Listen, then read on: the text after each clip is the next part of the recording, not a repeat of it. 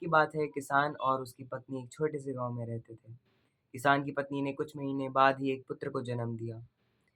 पुत्र के जन्म देने के बाद 5-6 वर्ष बाद जो पत्नी थी, किसान की जो पत्नी थी, वो उनकी मृत्यु हो गई। अब सब लोग किसान को बोलने लगे कि तुम दूसरी शादी कर लो, तुम दूसरी शादी कर लो, क्योंकि दूसरी शादी तुम्हारे लिए आवश्यक है ताकि बच्चे को प्रेम मिल सके माँ का, ताकि अच्छी परवरिश मिल सके। बट किसान उतना सोचता नहीं है। 2 साल बाद उसे लगने लगता है कि हाँ, शादी करनी चाहिए, बच्चे को प्रेम मिलेगा, माहौल अच्छा होगा, परवरिश अच्छी होगी। क्योंकि मैं उन्हें आना-जाना रहता था, काम में जाना, तो बच्चे की इतनी परवरिश नहीं हो पाती थी। तो उन्हें लगता कि हाँ, कर लेते। फिर वो कर लेते हैं दूसरी शादी। जब दूसरी शादी करते तो उन्हें दूसरे पुत्र की प्राप्ति होती है। फिर उसके 5-6 वर्ष बाद मतलब लगभग सालों बाद उनकी दूसरी बीवी की भी मृत्यु हो जाती है। मतलब दूसरी माँ की भी मृत्यु हो जाती है। अब जो किसान था वो अकेला दोनों बच्चों को सँभाल रहा था। जैसे ही बड़ा बच्चा जो पहला बच्चा होता है उसका, उसकी उम्र हो जाती है शादी करने लायक, तो शादी कर देते हैं।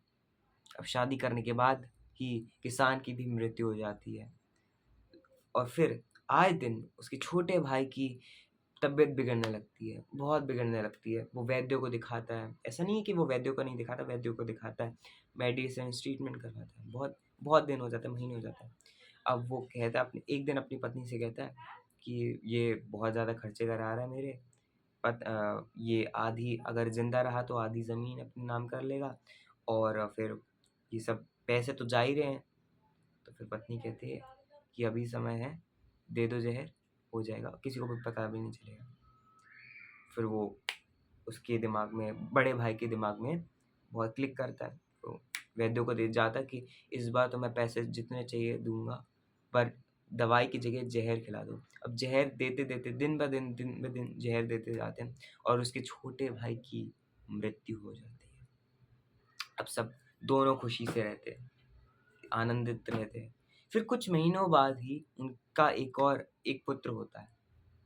पुत्र होने के बाद उसे बहुत प्यार करते हैं, बहुत लाड करते हैं, सब कुछ उसको सुख-सुविधाएँ सब प्रोवाइड करते हैं। जैसे ही बच्चे की करने लायक उम्र हो जाती, शादी कर देते हैं। शादी करने के बाद आए दिन बच्चे की तबीयत बिगड़ना चालू हो जाती है। बच्चे की मतलब सब कुछ स्पेंड कर देते हैं, गाड़ी, बंगला सब प्रॉपर्टी जितनी भी थी, सब कुछ लगा देते, सब कुछ बेच देते हैं। खुद मकान का आधा रेंट भी नहीं पे कर पाते, इस हालत में हो जाते हैं। जो भी जितनी भी संपत्ति थी, जितना भी गोल्ड, सब कुछ दगा देते हैं, बच्चे के ट्रीटमेंट के लिए, बच्चे की अच्छी वो रिकवरी के लिए। एक दिन एक दिन जब वो पिता होता है जो बुलाता है, पुत्र बुलाता है, बैठते हैं, जो लेट वो पुत्र जो होता है वो लेटा हुआ होता है, कहता है, और भैया कैसे हो आप? अब वो पिता बोलने लगता है, मैं तुम्हारा पिता हूँ, तुम्हारी हालत तो सही है ना, दिमाग सही है ना? तो कहता है, नहीं नहीं, मैं वही आपका छोटा भाई हूँ जिसको आपने जहर दे दे के मार दिया था। अब हिसाब छुट्टा हो गया भैया, बस कुछ लकड़ियों की बात है, मैं फिर चला जाऊँगा। फिर आप रोते रहना कि मेरे पुत्र की मृत्यु हो गई। ये कहानी सुनने के बाद वो खुद चौकन्ना हो जाता है। देखिए जितनी भी कर्म होते हैं ना, उनकी कर्मों के फल हमें इस धरती पर इस समय पे ही भुगतने पड़ते हैं। तो इसलिए कर्म अच्छे कीजिए ताकि जब जब फल की प्राप्ति हो तब आपको अच्छे फल मिले। अच्छे जैसे बीज बोओगे वैसा पेड़ उगेगा और जैसे कर्म करोगे वैसा फल मिलेगा। क्योंकि जैसे-जैसे आप कर्म करोगे, अगर अच्छे कर्म करेंगे तो अच्छे बीज बोएँगे और अच्छे फल मिलेंगे।